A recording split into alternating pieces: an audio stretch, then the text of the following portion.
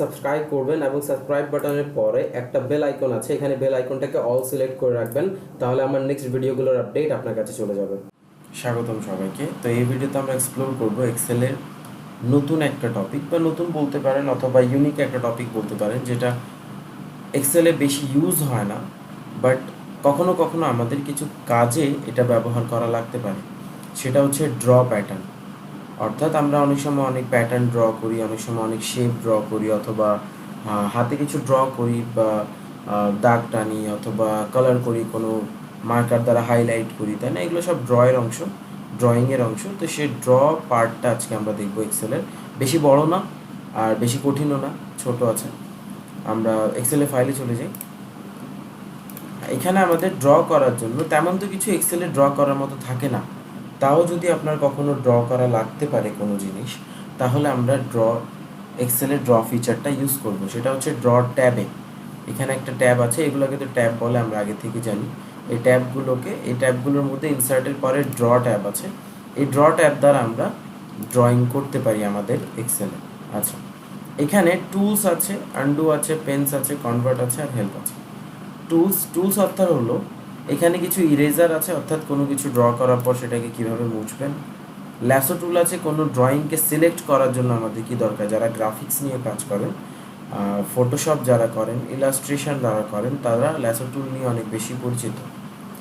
আচ্ছা, এখানে কিছু পেন আছে, এই পেনগুলো দ্বারা আমরা কাজ করতে পারবো কিভাবে। এখানে কিছু পাতলা পেন আছে, কিছু হাইলাইটার আছে, এগুলো নিয়ে আমরা কাজ করতে পারবো। আমরা প্রথমে 1 নম্বর পেনটা নিই। 1 নম্বর পেনটা সিলেক্ট করার পর আমরা চাইলে এখানে যা ইচ্ছা তাই ড্র করতে পারবো। যেমন আমরা প্রত্যেকটা সেলের ভেতরে বাইরে যেভাবে ইচ্ছা সেভাবে ড্র করতে পারি।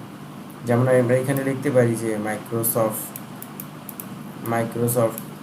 আচ্ছা, এখানে এত ইজিলি লেখা যায় না, কারণ এটার জন্য প্যাড দরকার পড়ে।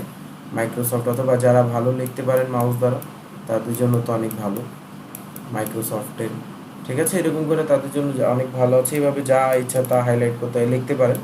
আচ্ছা, তারপর এখানে কিছু কালার চেঞ্জের আছে, কিছু কালার চেঞ্জ করে আপনি লিখতে পারেন। এগুলো ড্রয়ের অংশ, আপনি চাইলে এগুলো ড্র করতে পারেন। এখানে কিছু হাইলাইটার আছে, অর্থাৎ কিছু হাইলাইট করা অংশ, অর্থাৎ হাইলাইটার সহ আপনার কিছু কলম ইউজ করা যায় বা পেন্সিল ইউজ করা যায়। ঠিক আছে, তো এই হচ্ছে আমাদের ড্রয়িং অংশ। তারপর এখানে কিছু পেন্সিল আছে, আপনি চাইলে পেন্সিল দিয়ে আর্ট করতে পারেন। কালারিং পেন্সিল আছে এখানে কিছু।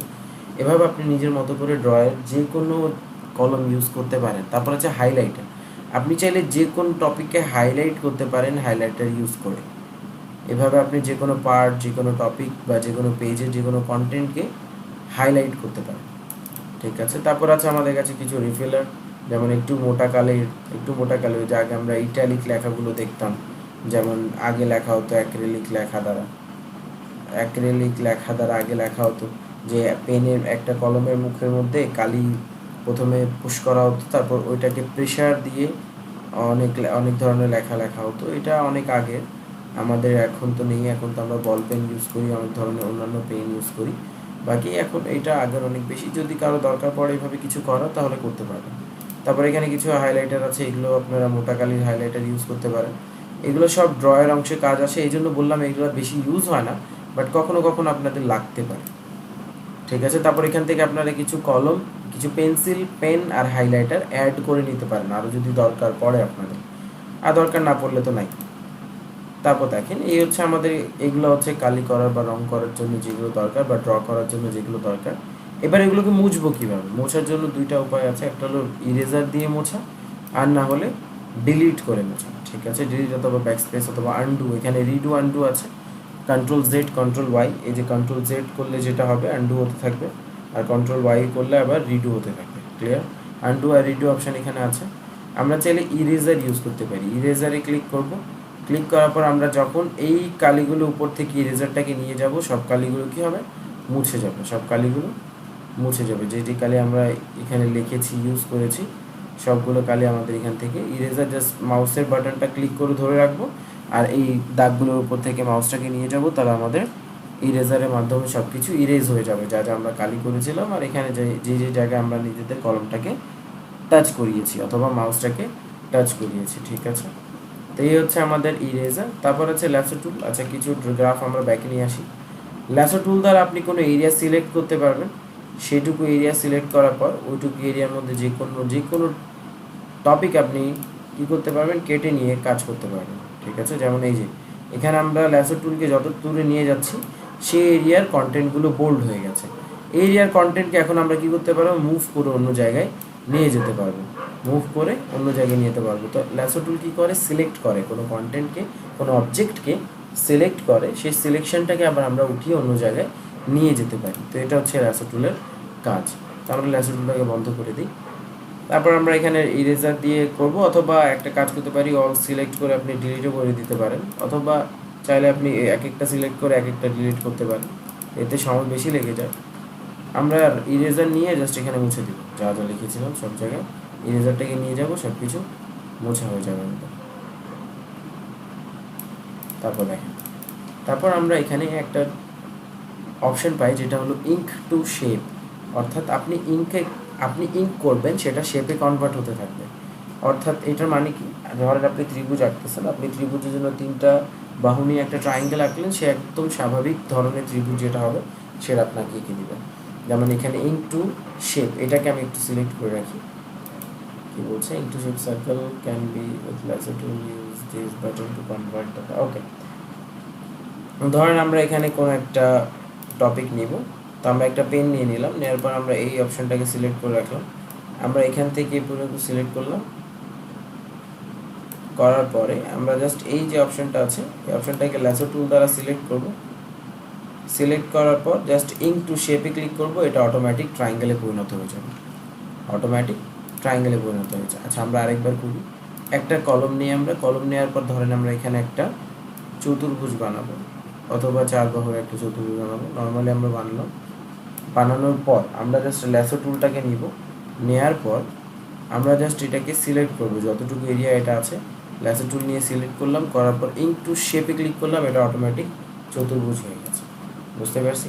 তো এভাবে আমরা কী করতে পারি, ইঙ্ক টু শেপ, ইঙ্কের মাধ্যমে শেপে নিয়ে যেতে পারি আমাদের কন্টেন্টটাকে। ক্লিয়ার আছে? আচ্ছা, শেপের জন্য শেপ ফরম্যাটের ট্যাব ওপেন হয়, সেটাতে গিয়ে আপনি আবার নিজের মতো করে শেপের কাজ করতে পারবেন, যেটা আমরা গত কোনো ভিডিওতে দেখিয়েছি, সেটা আপনারা ভালো করে দেখতে পারবেন। তারপর আছে ইঙ্ক টু ম্যাথ, আপনারা চাইলে কিছু ম্যাথমেটিক্যাল টার্মস ইঙ্কের মাধ্যমে নিয়ে আসতে পারবেন। যেমন ইঙ্ক টু ম্যাথে ক্লিক করার পর একটা প্যানেল ওপেন হবে ছোট্ট, এই প্যানেলের মধ্যে আমরা যা আঁকবো বা যা কন্ট্রোল করব সেটা আমাদের ম্যাথ আকারে চলে আসবে। যেমন রাইট, এখানে আমরা যদি এক্স লিখে স্কোয়ার লিখি প্লাস ওয়াই স্কোয়ার লিখি, তাহলে আমাদের কি হবে, x square plus y square হয়ে গেছে। এবার যদি আমরা এই লেখাটাকে দেখতে পাচ্ছি এখানে ম্যাথমেটিক্যাল টার্মে কি আসতেছে, ইনসার্টে ক্লিক করি, তাহলে আমাদের এটা ইনসার্ট হয়ে একটা শেপ আকারে চলে আসবে এখানে। এটাকে আমরা যেখানে ইচ্ছা সেখানে নিয়ে কাজ করতে পারবো। এভাবে আমরা অনেক সূত্র বানাতে পারি, এভাবে আমরা অনেক ধরনের সূত্র নিজের মতো করে শিটে নিয়েও আসতে পারি। তো আপাতত আমি এটা রাখলাম। তারপর আমরা আবার ড্রতে যাই। ইঙ্ক টু ম্যাথ, এখানে অনেক ধরনের আছে, সিলেক্ট দ্য কারেক্ট আনসার এরকম আছে, ক্লিয়ার আছে, ইরেজ আছে। আপনি যদি কোনো কিছু করে ফেলেন এক্স স্কোয়ার, এটাকে যদি ইরেজ করতে চান তাহলে ইরেজ করতে পারবেন ইরেজারে হাত ধরে। সিলেক্ট অটো কারেক্ট, এখানে যদি কোনো কিছু আপনি লেখেন, ধরেন এক্স স্কোয়ার লিখছেন, তাহলে সিলেক্ট অটো কারেক্ট করতে পারবেন। যতটুকু এরিয়া আপনি সিলেক্ট করবেন ততটুকু এরিয়া অটো কারেক্ট করার জন্য কিছু অপশান আপনাকে দিবে, যে আপনি কোন চিহ্নটা ব্যবহার করতে চেয়েছেন, অথবা কি গ্রাফে বানিয়েছেন, এক্স বানিয়েছেন নাকি ল্যাটিন শব্দ বানিয়েছেন এক্স, অথবা ল্যাটিন ক্যাপিটাল এক্স বানিয়েছেন নাকি ওয়াই বানিয়েছেন, নাকি এলএফ সিম্বলটা বানিয়েছেন। তো আপনার সিম্বলে ভুল হতে পারে, সেই সিম্বলটা সে আপনাকে সাজেস্ট করবে যে আপনি ঠিক করে নিতে পারেন। তো জাস্ট কী করতে হবে, সিলেক্ট করতে হবে যেটুকু এরিয়া আপনি আছেন, সিলেক্ট করার পর সে আপনাকে নিজেই উদাহরণ কিছু দিয়ে দেবে। তো এই হচ্ছে আমাদের সিলেক্ট অ্যান্ড কারেক্টের কাজ। তারপর হচ্ছে ক্লিয়ার, ক্লিয়ার দিলে আমাদের সব কিছু ক্লিয়ার হয়ে যাবে। তো এই হচ্ছে আমাদের ইঙ্ক টু ম্যাথমেটিক্যাল টার্মের কাজ, অর্থাৎ আপনি ইঙ্ক দ্বারা করবেন ও ম্যাথমেটিক্যাল টার্মে চেঞ্জ করতে থাকবেন। তো এই হচ্ছে আমাদের ড্র ট্যাবের কাজ। পুরো ড্র ট্যাব এই এক ভিডিওতেই কভার করা যায়, কারণ ড্রয়ে তত বেশি কাজ থাকে না, যা থাকে নর্মালি কলম পেন্সিল যা আছে এগুলো নিয়ে কাজ করা লাগে। একটু ইম্পর্টেন্ট হয় lasso tool, ink to shape, ink to math, এই তিনটা টপিক একটু ইম্পর্টেন্ট থাকে, সেটা আমি দেখিয়ে দিলাম বিস্তারিত। আপনারা যদি প্র্যাকটিস করেন তাহলে অনেক ভালো বুঝতে পারবেন। তো এই ভিডিওতে এইটুকুই থাকবে। চ্যানেলটাকে সাবস্ক্রাইব করবেন, লাইক করবেন, ফলো দিবেন সোশ্যাল মিডিয়াতে, এবং যে কোনো সমস্যা থাকলে কমেন্ট করবেন। ধন্যবাদ সবাইকে।